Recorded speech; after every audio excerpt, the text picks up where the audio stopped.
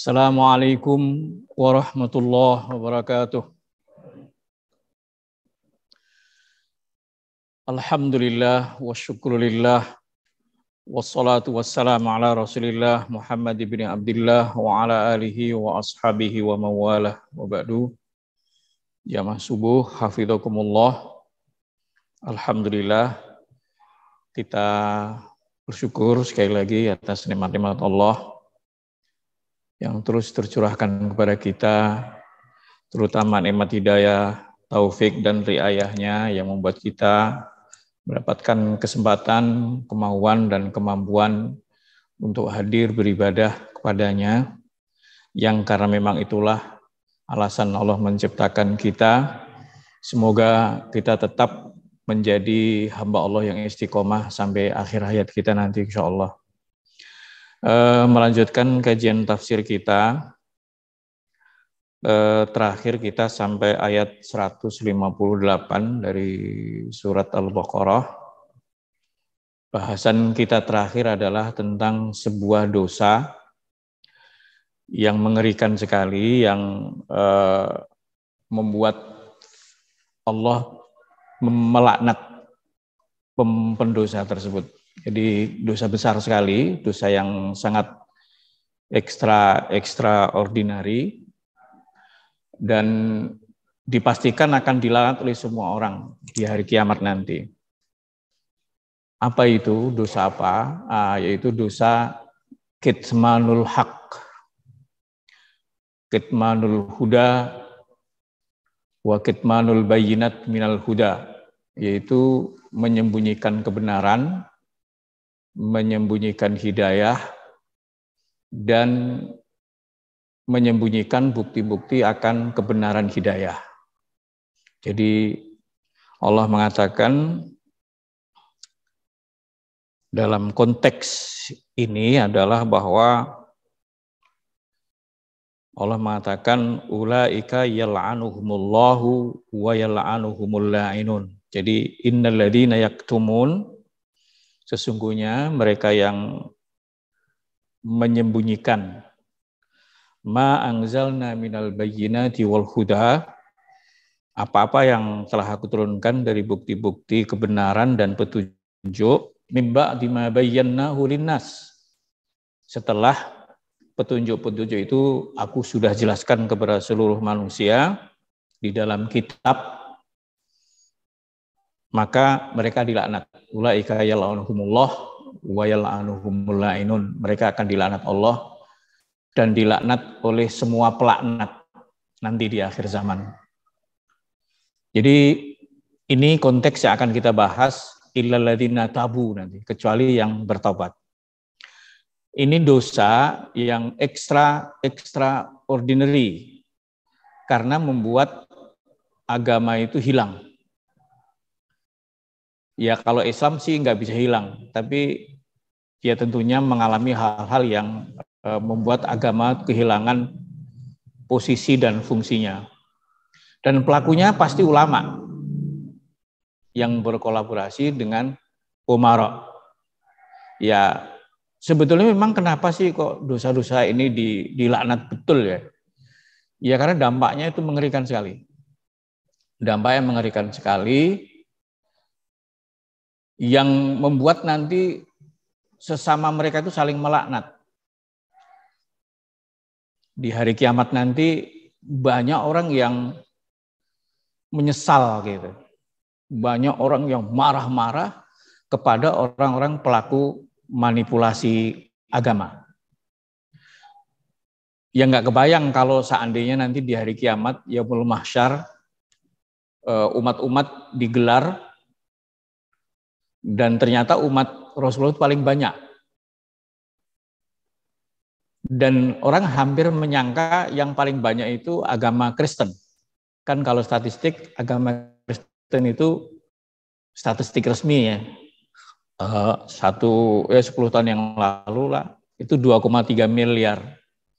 Sedangkan umat Islam cuma 1,6 miliar. Kok Nabi Muhammad paling banyak? Kenapa? Ya karena sebetulnya di hari kiamat nanti ternyata justru quote unquote Nabi Isa itu sempat diadili sama Allah. Sebutlah di surat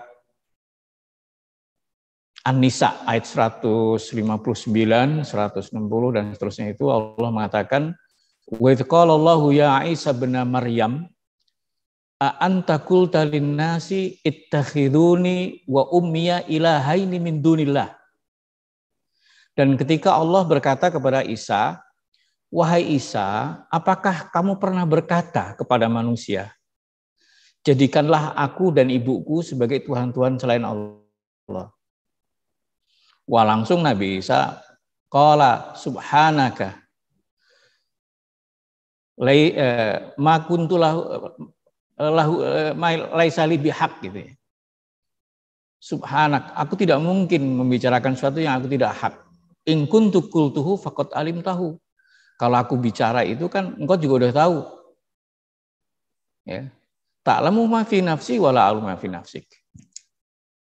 Ma qultu lahu illa ma amartani bihi ani ibudullaha rabbi wa rabbakum dan seterusnya gitu. Jadi kasihan kan Nabi Isa sempat nanti disalah-salahin gitu.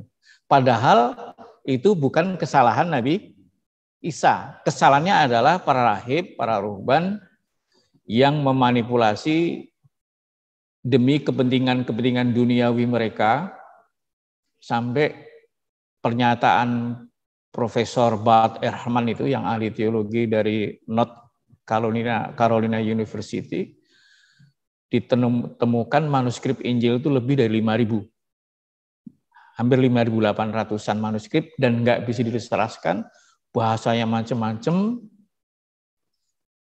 Bahkan satu-satunya bahasa Injil yang asli malah nggak ada, yaitu bahasa dialek Aramaik dari bahasa Ibrani. Bayangin itu.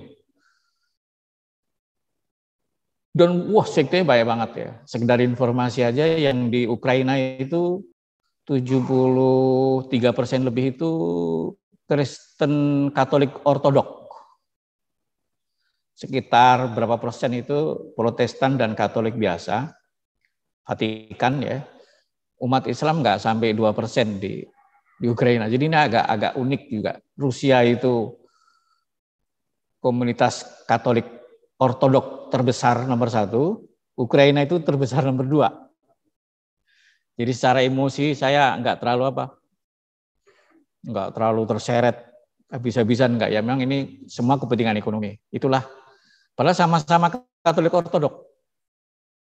Katolik Ortodok itu Katolik yang banyak ritualnya dengan bahasa-bahasa Yunani kuno. Jadi beda dengan Vatikan, Anglikan beda. Jadi jamaah rahimakumullah, saya hanya merasa apa yang pernah dirasakan oleh Umar Ibn Khattab radhiyallahu anhu. Ya, bahasa basi saya begitu ya. Karena Umar ketika masuk ke Palestina nangis ngeliat para orang Kristen, para biarawan, biarawati, para pastor gitu ya. Nangis Umar. Sampai ditegur para sahabat yang lain, kok kau tangis sih? Mereka kan orang non-muslim. Kata Umar, aku nangis bukan karena itu, tapi nangis karena firman Allah, amilatun nasibah tasla naron hamiyah. Udah capek-capek tapi masuk neraka. Jadi Anda bayangkan ulama su' itu yang punya wewenang fatwa, yang bisa bikin literasi, yang punya kelebihan ilmu, tapi dia oportunis, pragmatis, dampaknya itu miliaran ternyata. Dampaknya itu membuat miliaran orang masuk neraka. Ya mau gimana lagi, karena memang Allah juga mengatakan iblis itu sukses memasukkan sebanyak mungkin orang ke neraka. Di surat Saba itu Allah mengatakan, walaqad saddaqa alaihim iblisu dzannahu fattaba'uhu illa fariqan minal mu'minin. Ayat 20 ya, bahwa iblis sudah sukses terbuktikan dengan segala macam obsesinya sehingga diikuti oleh mayoritas putra-putra Adam kecuali sedikit dari orang beriman. Jadi iblis itu ketika ingin menyesatkan anak Adam tuh bikin statement-statement yang kontennya itu determinasi. La ughwiyannahum ajmain wala amurannahum Fabima aghwaytani aku dan jadi determinasi sekali. Bulat tekadnya, kekeh, nggak mau gagal gitu. Sehingga problem agama, tantangan agama, hambatan dakwah, ancaman dakwah itu selalu ada di setiap zaman. Jangankan kita ketika agama itu sudah menangani hal-hal yang global. Ketika Nabi Adam masih sekeluarga aja sudah rumit. Karena Nabi Adam itu Rasul yang hanya ngurusin sebuah keluarga. Itu saja sudah ada kerumitan-kerumitan dari godaan iblis. Jadi sekedar mengingatkan dosa ini berat sekali, dilaknat oleh Allah dan akan dilaknat semua orang. Karena nanti orang-orang yang salah memilih agama itu akan melaknat orang-orang pencetus ide-ide itu. Walaupun di akhir zaman ini sudah mulai kegelisahan luar biasa. Nunggu mereka punya akal sehat aja masuk Islam, tapi mereka rata-rata sudah agnostik, sudah ateis modern. Ya, banyak anak-anak pendeta udah jadi mu'alaf tuh banyak di mu'alaf center yang didirikan oleh mu'alaf center Ayah Sofia siapa itu? Moko Gintai. Insan Moko Gintai itu banyak anak-anak pendeta pada masuk Islam karena hanya butuh akal sehat kok. Tapi akal sehat itu sering kalah dengan kepentingan dunia. Sering kalah dengan agenda-agenda duniawi. Sering. Jamaah sekalian rahimakumullah, itulah kenapa dilaknat gitu. Kenapa dilaknat? Memang parah banget. Tapi orang-orang yang mau ngikutin ajaran-ajaran yang salah itu juga emang punya potensi negatif dan akan dihukum oleh Allah karena mereka nggak pakai akal sehat. Bahkan seharusnya orang Kristen pengikut Nabi Isa itu imannya paling kuat di dunia karena dia tidak ada sebuah agama yang pengikutnya itu dapat mukjizat sekeren pengikut Nabi Isa. Bayangin dapat catering dari surga itu surat Maidah. Angzil alaina maidatan minas sama. Takuluna idali awalina wa akhir wa ayatam minka. Mukjizat dari engkau. Allah mengabulkan dengan ancaman. Ini saya kabulkan ya, tapi wa mayakfur ba'du minkum, tapi kalau masih ada orang yang kafir setelah ini fa inni sau'adzibu lau adzibu ahad minal alamin. Saya akan adab dengan adab yang enggak akan saya berikan kepada selain penyimpang-penyimpang itu. Jadi enggak ada ceritanya azab yang berat kepada azab orang-orang pengikut Nabi Isa yang menyimpang. Salah satu bentuk azabnya apa? Ketika sakaratul maut dia sadar akidahnya salah. Wa im min ahlil kitab illa liyu'minan nabiyyi qabla mautihi. Tak ada satupun ahlul kitab kecuali akan beriman kepada Nabi Muhammad detik-detik sakaratul maut, ketika iman juga ada gunanya. Itu tafsir Ibnu Abbas, Imam Tobari semua menyebutkan itu. Nah, keterlaluan. Jadi situlah jamaah rahimakumullah, tapi usaha memanipulasi agama selalu ada dan nggak pernah sepi. Dan jangan ente berharap ada satu detik pun dunia ini nggak ada kelompok-kelompok seperti itu. Karena itu kan kerjaan iblis. Jadi iblis punya pengikut setan ada dari kalangan manusia dengan potensi, kompetensi, posisi yang berbeda-beda. Salah satunya adalah ulama yang menjadi pengikut iblis, disebut ulama su. Dan itu ayatnya ada di surat Al-A'raf ayat 175, 177. Ketika Allah mengatakan watlu alaihim naba'alladzi atainahu ayatina fansalakha minha fa'atba'ahu syaitan fakana minal ghawin walau syi'na larafa'nahu biha walakinnahu akhlada ilal ardi wattabaha hawahu famathaluhu kamathalil kalbi in tahmil alaihi yalhas aw tatrubhu yalhas. Bacakan kepada mereka wahai Muhammad cerita berita tentang orang yang aku berikan ayat-ayatku. Ulama minimal ya. Kita pasti ulama lah. Karena menguasai tafsir sebutlah gitu. Fansalakha minha. Tapi secara pelan-pelan dia terlepas, tidak ada komitmen. Atau minimal komitmen terus tiba-tiba tidak konsisten. Insilah, jadi prosesnya pelan. Seperti ngulitin insilah itu kan kayak proses dari siang ke malam. Kan nggak mak jebret gitu kan. Naslahu min nahar gitu. Pelan. Jadi kebaikan jadi masa lalu, bekas pejuang jadi pecundang gitu loh. Bekas amar ma'ruf nahi mungkar jadi amar mungkar nahi ma'ruf itu enggak mendadak, tapi mungkin dimulai dari amar ma'ruf nyambi mungkar, lama-lama amar mungkar nahi ma'ruf gitu, karena faktor kepentingan. Ini insilah. Fa'at ba'ahu syaiton. Biasanya kalau ulama sudah mulai enggak komitmen, itu dibidik, diikut sertakan oleh setan, diikut sertakan oleh syaitan dalam program-program mereka. Fa'at ba'ahus syaitan, atau bahasa gampangnya orang berarti ditempel sama setan. Fakana minal ghawin, jadilah dia yang menyimpang gitu. Walau syi'na la rafa'nahu biha, dan kalau aku mau pasti dia akan aku angkat derajatnya. Walakinnahu, tapi dia lebih berorientasi merasa dirinya kekal di bumi, akhirnya wattabahu, dan ikuti hawa nafsunya. Famathalu kamathil kalbi, maka perumpamaannya menjadi persis seperti anjing. Ya udah serem banget. Serem banget. Jadi jamaah rahimakumullah, kita jangan mudah mengkompromikan kebenaran. Karena awalnya tashtaru bi ayati tsamanan qalila, talbisul haqqo bil batil, tapi taktumul haqqo.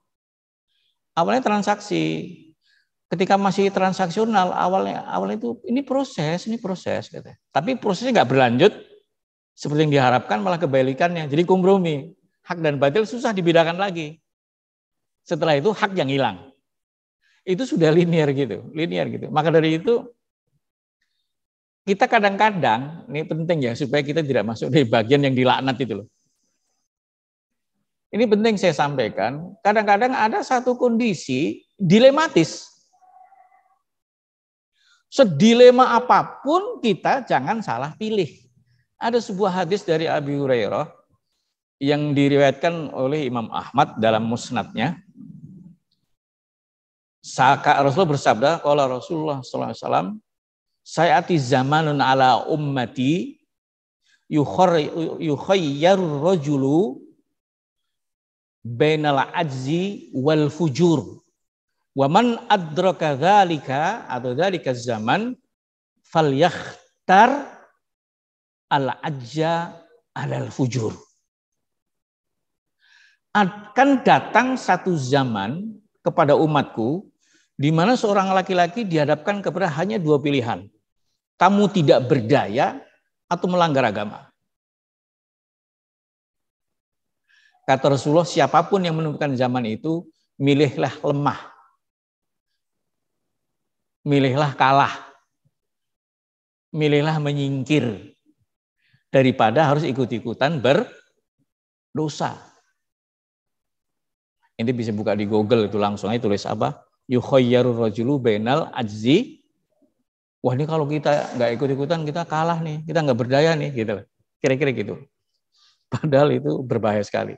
Ikut menguburkan agama.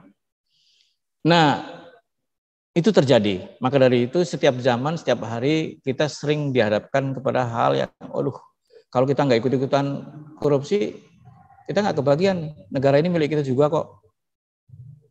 Waduh, kalau nggak money politik kita nggak akan menang. Ya udah money politik aja kan gitu-gitu. Mulai omongan-omongan seperti itu loh. Takut nggak berdaya. Nah, jamaah rahimakumullah, saking bahayanya gerakan ini, maka Allah melaknat mereka. Wah, kalau Allah sudah melaknat itu udah habis deh. Sedikit sekali dalam Al-Quran dosa-dosa yang ditutup dengan la'anahumullah. Oke, kita bukan ulama insya Allah, jadi kita nggak mungkin bisa menjadi manipulator. Nah, kemudian Allah mengatakan illalladzina tabu. Itulah kecuali dari mereka itu yang kemudian taubat.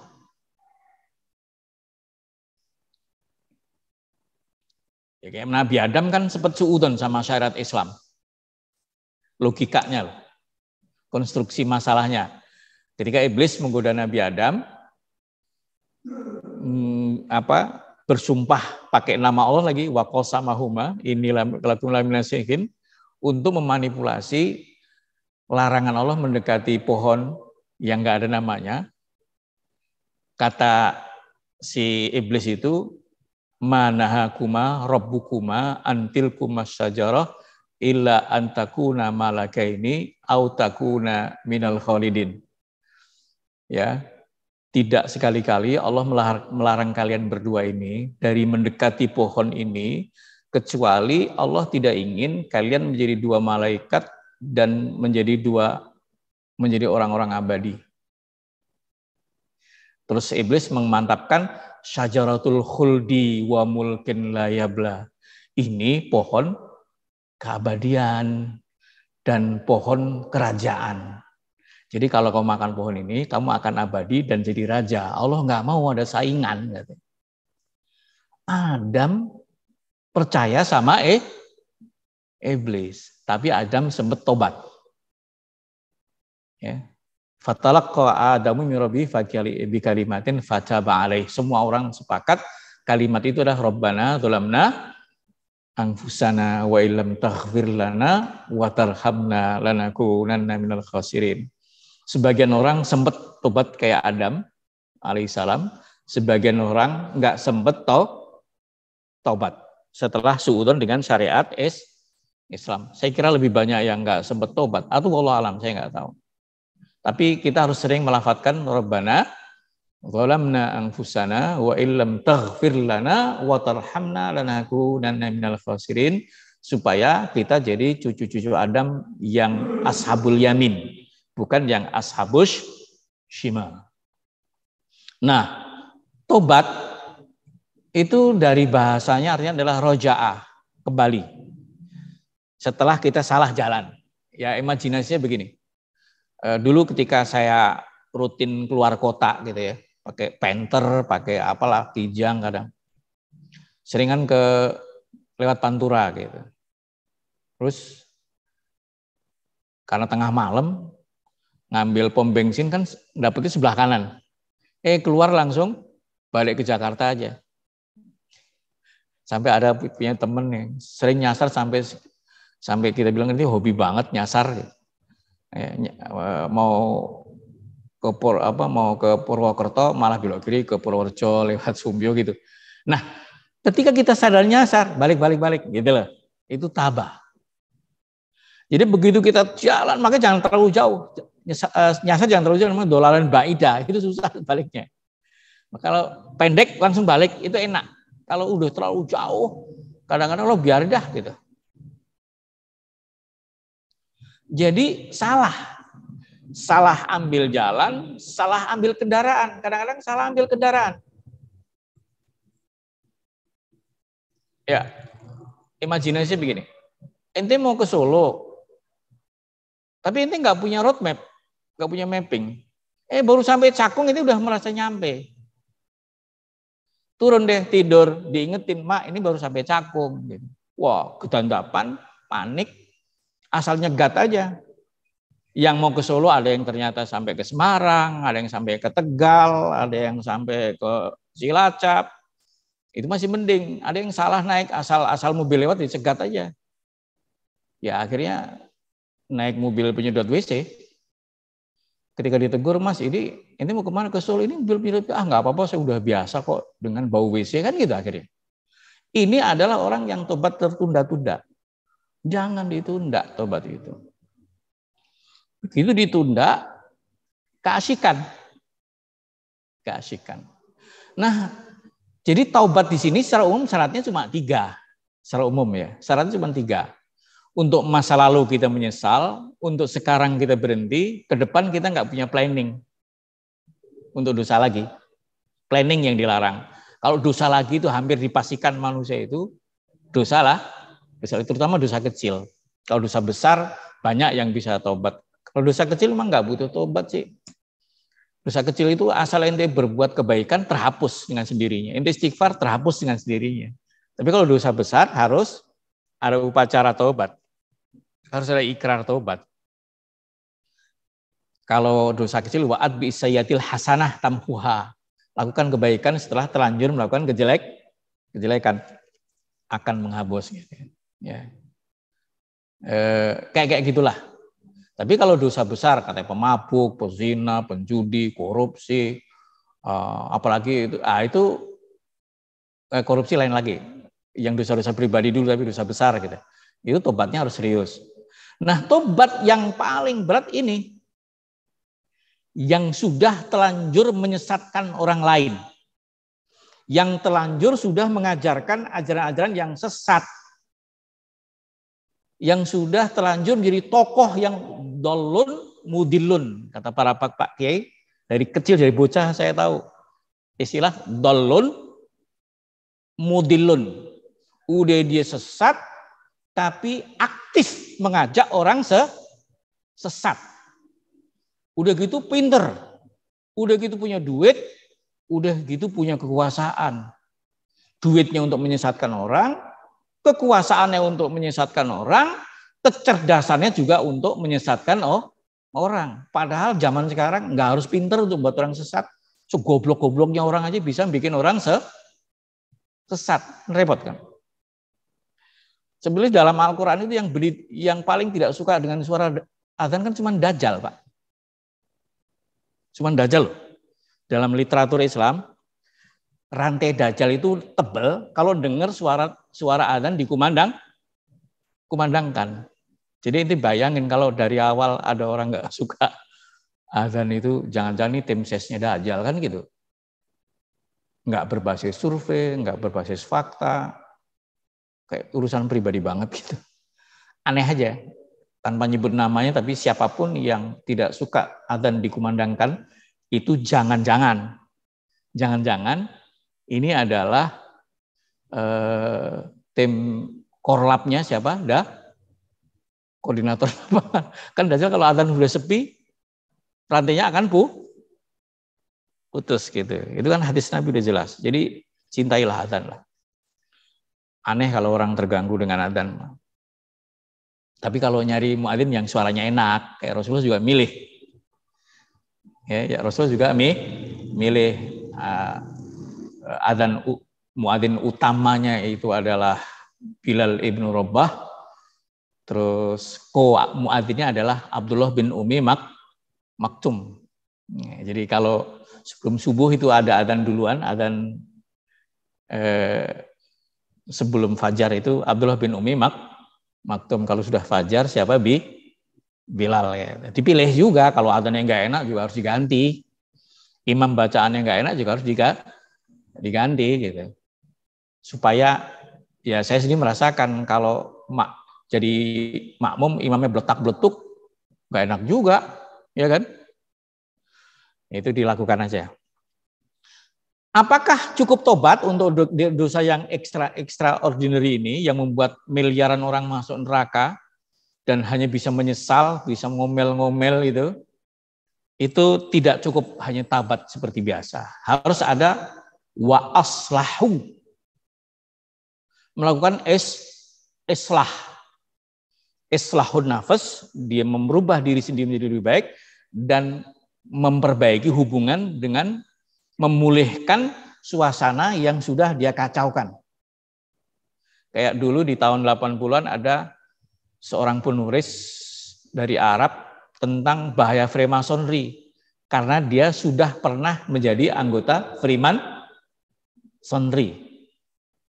Itu bukunya populer banget, diterbitkan oleh Robitoh Alam Al-Islami tahun 84 lah, 85-86 lah terbitnya. Buku Rahasia Freemasonry karena dia sudah hampir sampai level tinggi dalam keanggotaannya dan dia membongkar rahasia gerakan Freemasonry. Ada Lion Club, ada Rotary Club dan sebagainya, ada Iluminasi gitu, dibongkar sama dia. Karena ada orang Arab yang pernah lama jadi anggota dan dia ulama. Dia asumsikan banyak sekali, ada list yang pernah dibisik-bisikkan ke saya. Di Indonesia itu ada ulama yang sekelas nasional itu ada 70-an orang yang masuk ke jaring laba-laba Seperti itu. Jadi corong, de-islamisasi. Tapi nggak terasa mereka. Suka nggak terasa, tapi digaji. Ya udahlah. Kalau kita sekarang menyebut ada buzzer-buzzer, gitu. Kalau dulu yang kayak gitu dapat gaji. Magnitudenya itu cukup besar. Hati-hati aja lah, hati-hati aja. Jadi dalam keadaan seperti ini umat Islam memang lagi sangat tidak berdaya karena umat Islam nggak ada yang punya action plan, ya karena nggak punya roadmap, karena memang nggak punya mapping, sehingga kita itu tersaruk-saruk. Kita tidak proaktif, tapi cenderung hanya reaktif. Dalam perubahan-perubahan besar ini, kita tidak termasuk yang proaktif, cenderungnya hanya reaktif, jadi akan terombang-ambing terus. Jadi siapapun mereka yang pernah berposisi seperti ini, dolul mudil, itu tidak cukup dia berhenti bertobat, enggak cukup. Harus islah. Harus menjadi kebalikannya. Harus menjadi corong kayak Bu Irene Handono ya. Saya pernah di panel sama beliau di Hotel Hyatt dulu. Yang mantan apa? Biarawati yang sudah sampai ke Vatikan gitu. Tapi kemudian tobat dan jadi pendakwah. Atau juga Pak Insan Mokoginta, Samsul Arifin Nababan gitu. Jadi jangan salah kalau emang mu'alaf sebaiknya memang jadi dai gitu. Karena di situ dia mendeklar dan menyatakan siapapun yang dulu pernah saya baptis saya minta maaf gitu. Harus gitu. Umpamanya. Tapi kalau ulama jadi Syiah, jadi Ahmadiyah, jadi apalah itu juga harus tabain. Kalau pernah ngarang buku harus mengarang buku yang mengkonter lagi dan menyatakan saya tidak bertanggung jawab lagi dengan buku yang dulu pernah saya karang kayak gitulah. Terus wabayanu dan harus bikin press release menjelaskan. Harus membuat pernyataan publik, harus membuat satu ungkapan-ungkapan penegasan. Ya kalau dia hanya menyesatkan sekampung, ya orang kampung harus tahu semua. Kalau skala nasional, orang skala nasional harus tahu semua. Kalau skala global, ya orang global harus tahu semua. Tabayunkan. Saya tidak lagi bertanggung jawab dengan fatwa-fatwa saya sebelumnya, karena saya sudah taubat. Semua saya cabut, saya nggak bertanggung jawab lagi, gitu. Apa yang kemudian mungkin ditulis di media mainstream, wah. Syaratnya akan kita tentukan. Kalau saat ini saya di MUI gitu.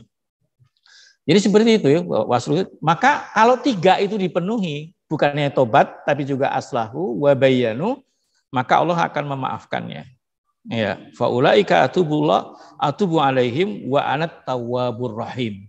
Gambaran ya perlu kita sampaikan ke siapapun yang sudah terlanjur mencederai agama, tolonglah ini diperhatikan gitu.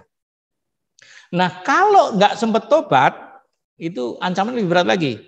Innalladzina kafaru wa matu wa hum kuffarun ulaika alaihim laknatullahi wal malaikati wan nasi ajmain.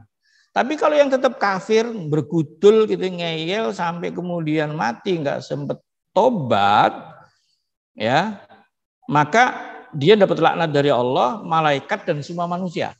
Kapan itu? Dia mulai mahsyar nanti. Mungkin sekarang wah duitnya jadi banyak, pengikutnya jadi banyak, disanjung-sanjung gitu di dunia. Memang dunia ini bukan tempat untuk menemukan keadilan yang sempurna.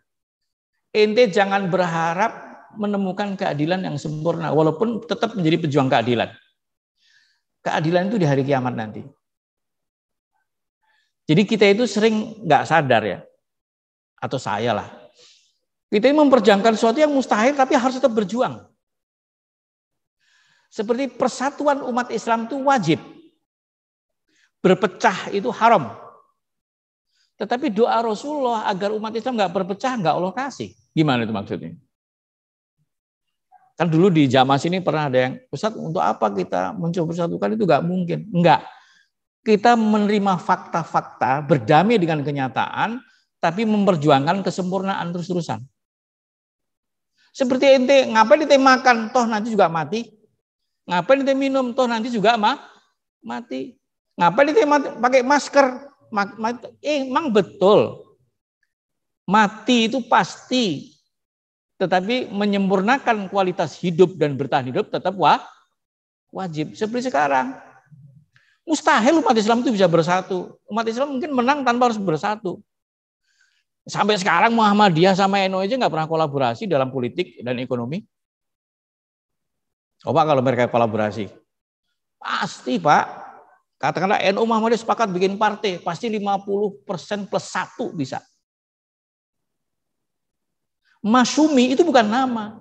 Masyumi itu hebat ketika NU dan Muhammadiyah masih bersatu. Dan nggak hebat setelah NU keluar dari Masyumi. Sekarang ini mau bikin Masyumi apapun namanya, itu bukan masalah nama. Pernah ada 2 Masyumi. Masyumi sebelum pemilu 55, yang sudah NU keluar, dari sebelum Masyumi itu kuat sekali. Kalau NU nggak keluar, Masyumi itu menang mutlak. Nah sekarang ini umat Islam juga gitu kan. Ini mohon maaf ya.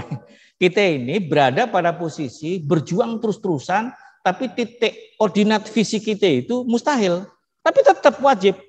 Umat Islam nggak masalah berpecah pada titik-titik tertentu, ada hikmahnya. Ya, perpecahan Abbasiyah Bani Umayyah, Bani Abbasiyah itu bagus. Karena ketika Bani Umayyah lalai, diganti oleh ketika Bani Umayyah udah hedon, memble, nggak keruan, gebuk sama dia. Tapi ada hikmahnya, yang lari, yang bakat aristokrasinya hebat, lari ke Andalus, Abdurrahman Ad-Dakhil, menciptakan peradaban Islam di Andalus. Imam Ali berantem dengan para sahabat, hikmahnya ada kalau kita cari-cari. Sahabat-sahabat yang bete, akhirnya pada lari, bahkan sampai ada yang sampai ke Indonesia, di Sulawesi kan gitu. Ada yang sampai ke Asia Timur kayak gitu. Omong-omong gitu. Jadi, ya memang kadang-kadang kita itu bodoh. Ya. Umat Islam kan marah aja kerjaannya sehari-hari di sosmed. Karena kalah gitu, karena kalah. Kan pepatah bahasa Inggris yang sudah saya sampaikan di sini dulu, winner can do what they want. Yang menang itu bisa melakukan semaunya.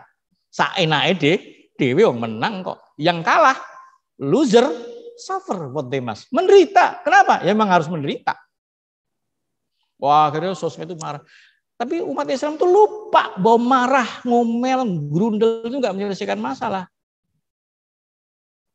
Mereka tuh tahu, dan saya berkali-kali ya mencoba menyadarkan kelompok-kelompok keumatan itu. Pak, solusinya gampang, dimulai dari kalian bersatu.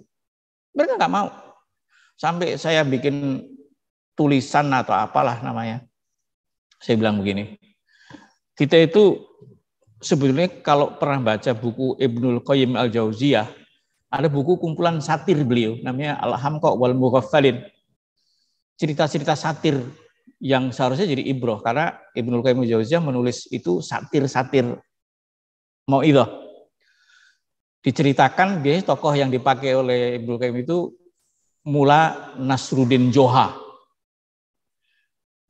Nah, suatu hari dalam salah satu kisah yang beliau tulis, suatu hari Mula Nasruddin Johar itu mundar-mandir di jalanan depan rumahnya kayak mencari sesuatu gitu. Lewatlah muridnya, saya lagi nyari apa? Cincin jatuh. Ya udah saya bantu. Terus semakin banyak yang bantu sampai siang. Akhirnya salah satu dari yang bantu nanya, "Saya memang tadi cincinnya jatuh di mana sih?" Jatuh di gudang. Cincin jatuh di gudang kok dicari di jalan? Kata Maulana Nasruddin Johar, habis di gudang kan gelap. Kalau saya nyari di sana, nggak bakalan ketemu ketimpa barang, iya kali. Kalau di sini kan terang, kan? Paham maksudnya kan? Jadi kita masih kelewat bodoh. Masih kelewat bodoh. Kelewat bodohnya itu sampai pada tingkat cincin jatuh di gudang, dicari di jalan. Indonesia itu kalau bersatu umat Islam, ingin memperjuangkan Islam secara konstitusional itu gampang. Bikin partai yang besar, semua orang Islam komit, mudah untuk dapat 50% plus 1. Itu konstitusional. Kalau ekstra konstitusional lebih sulit. Lebih impossible, apalagi inkonstitusional. Tapi ya gitulah nih, negara demokrasi mau gimana? Atau kelewat dengerin orang. Ente punya orang Islam harus punya prinsip, dan jangan bayang dengerin orang lain. Orang lain itu siapa sih? Yang enggak menerima Islam secara utuh itu orang lain menurut Allah.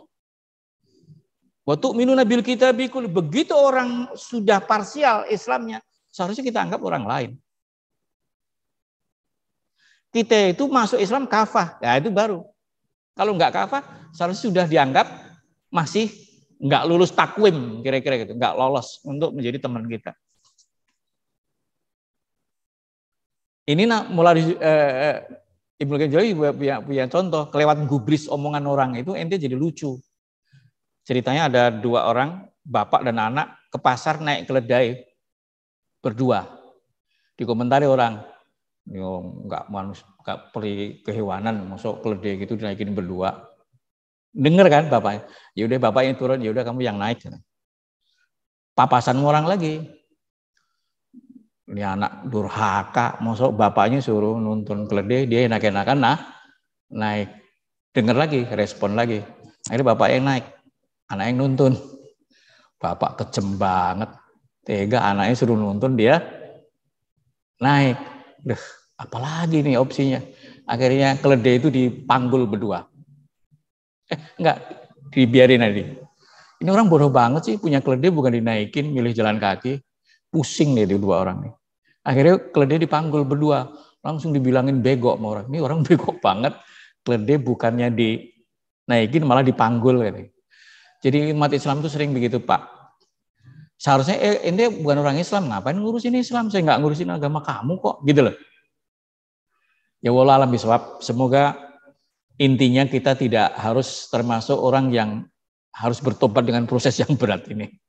Semoga kita cuma dosa-dosa kecil yang begitu kita beristighfar, kita berbuat baik, kita sedekah, insya Allah langsung gugur dosanya ya. Terus jangan mendukung juga orang Islam mengaku ahlu sunnah jamaah tapi singit atau sama Islam atau berbeda pendapat dengan Allah dan Rasulnya, hadisnya semuanya hafal tapi memperjuangkannya berat sekali. Taraktu fikum amro ini ma intamasaktum bihima lan tadillu abadan kitaballahi wa sunnata rasul. Kalau kita komitmen dengan Quran dan Sunnah, nggak tersesat. Tapi kalau mereka sudah rese dengan Quran dan Sunnah, ya udah berarti tersesat. Demikian ya syarat-syarat tobat spesifik untuk dosa yang extraordinary, yaitu dosa kitman, menyembunyikan agama, menyembunyikan hidayah dengan alasan-alasan. Kalau alasan edukasi nggak apa-apa. Ada di Sahih Bukhari ini, mohon maaf, penting saya sampaikan, di bab jawazu kitmanil khobar makhafatal fitnah. Jadi diizinkan menyembunyikan hadis kalau disampaikan cuma jadi fitnah. Karena memang belum level. Karena ini anak SD, jangan dikasih pelajaran anak SMA. Itu langsung ada contoh hadis. Hadis pertama itu waktu itu Rasulullah menggonceng Mu'adz bin Jabal. Rasulullah berkata kepada Mu'adz, atadri ma haqqullah 'alal ibad wa haqqul ibad 'ala Allah? Qala Allah wa rasuluhu a'lam. Qala haqqullah 'alal ibad ayya'buduhu wa la yusyriku bi syai'an wa haqqul ibadi 'ala Allah alla yu'adziballahu man la yusyrik bi syai'an. Hei Mu'adz, tahu enggak kamu hak Allah atas hamba dan hak hamba atas Allah?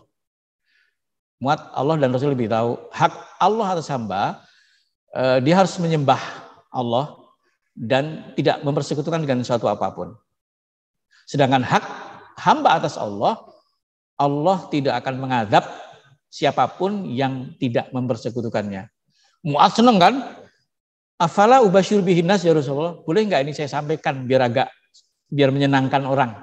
Kata Rasulullah, jangan. Fayattakilu, takutnya ngandel, salah paham. Terus Mu'adz mengatakan, tapi akhirnya saya sampaikan juga hadis ini karena takut saya menyembunyikan ilmu kan gitu. Makhafatal kitman gitu. Tapi aku sampaikan juga, tapi kita sudah paham bahwa cara memahaminya angle-nya jangan salah. Jangan salah gitu. Nah, jamaah rahimakumullah. Jadi kalau kita tidak membahas bid'ah di pelosok Jawa Timur itu ya bijaksana, enggak dosa. Itu bijaksana. Karena ada satu kawasan yang sunnah dianggap bid'ah, yang bid'ah dianggap sunnah. Ya kita harus ngambil angle, ini dimulai dari mana ya? Dibangun dulu mindsetnya tentang agama.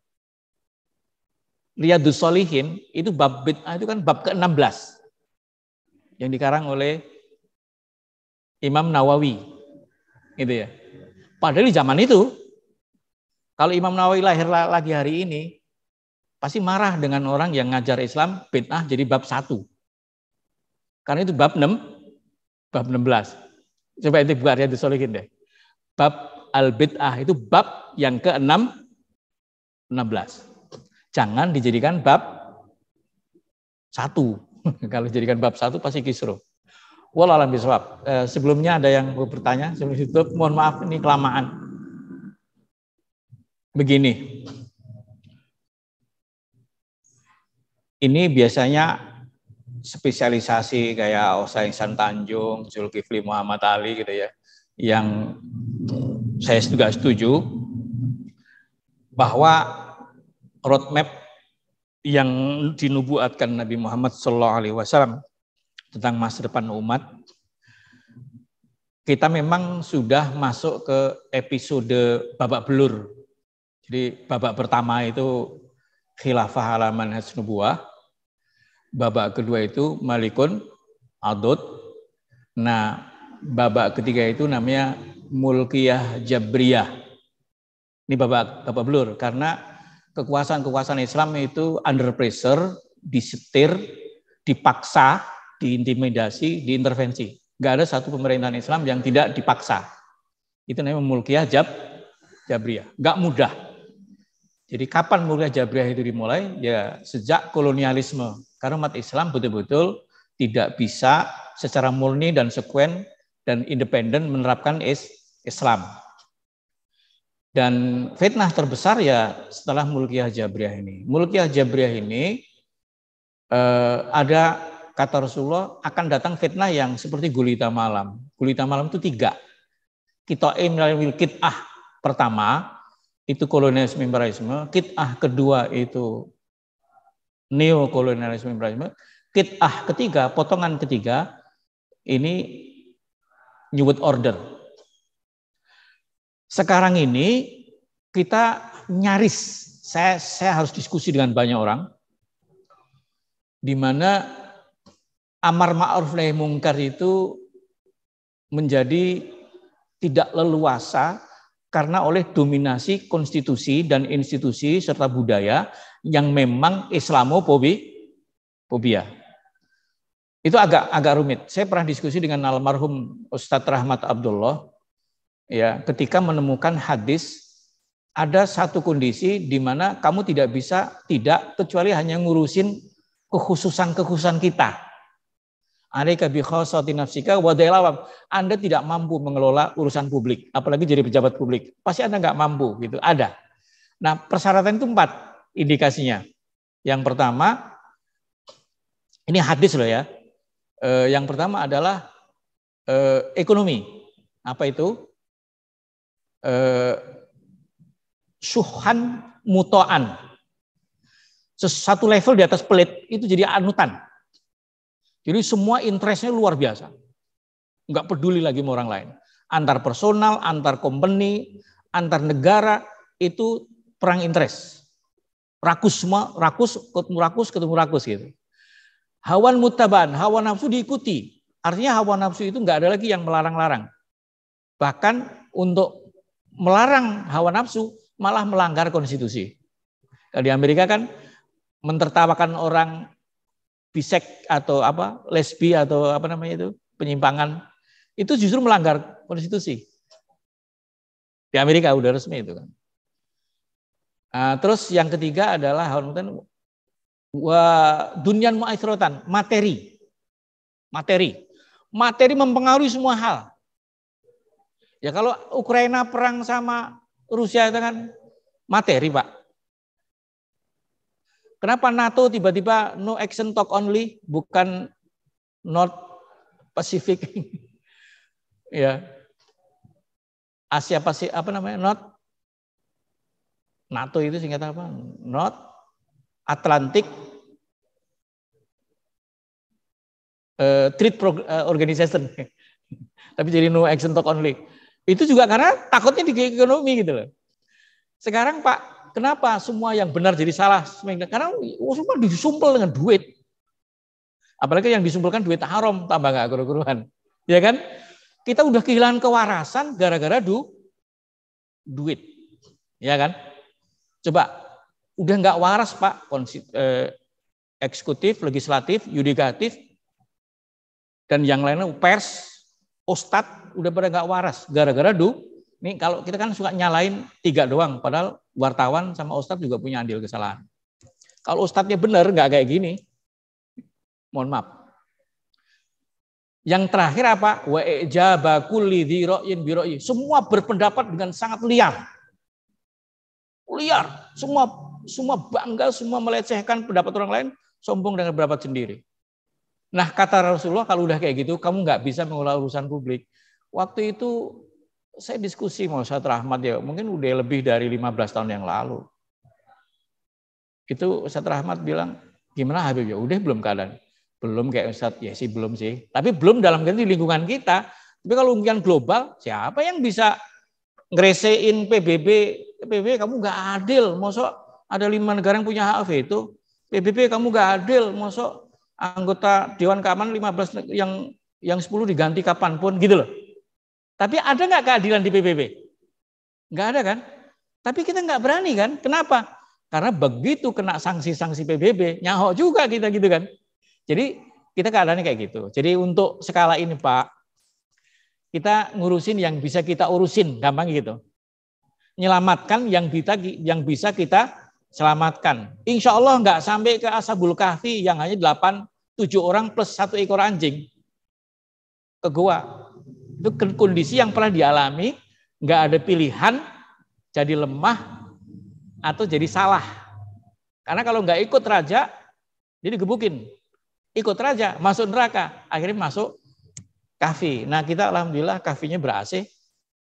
Insya Allah sebentar lagi kita nggak pakai masker lagi kok.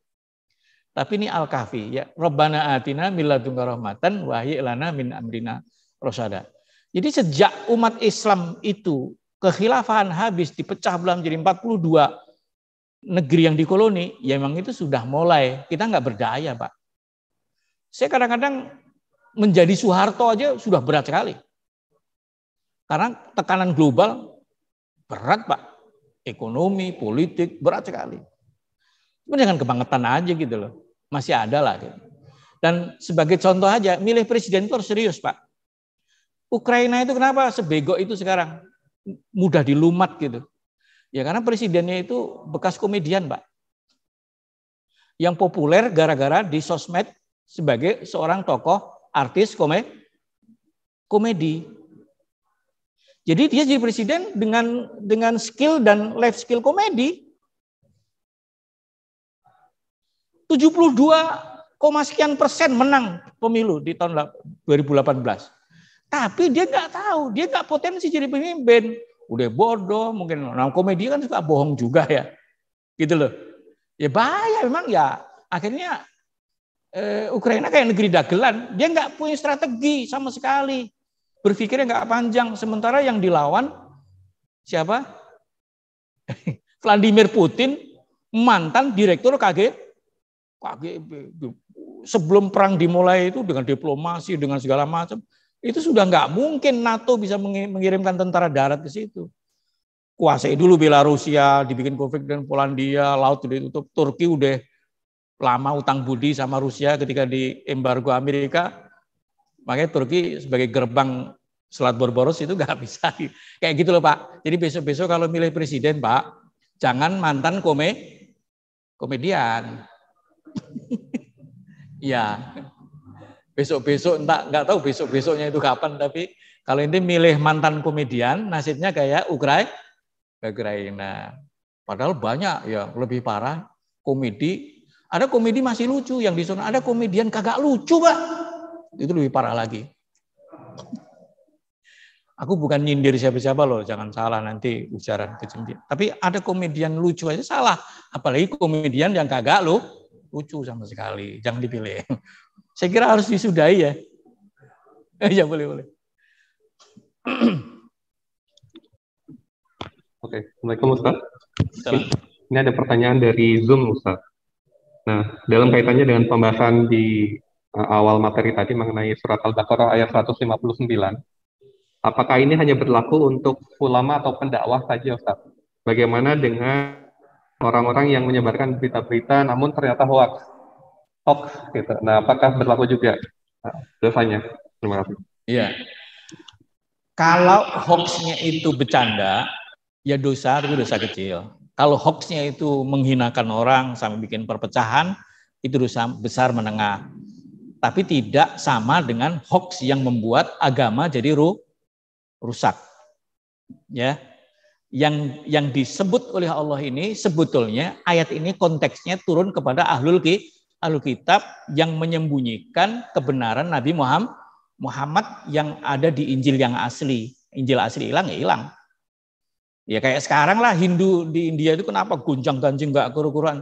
Karena ulama besar Hindu yang kelas Brahmana, Pandit Parkas itu membacakan teks-teks di Atharva Veda yang menceritakan tentang Nabi Muhammad sebagai Alki Autar, sebagai pembaru ke-10, sehingga banyak orang hidup pada masuk Islam.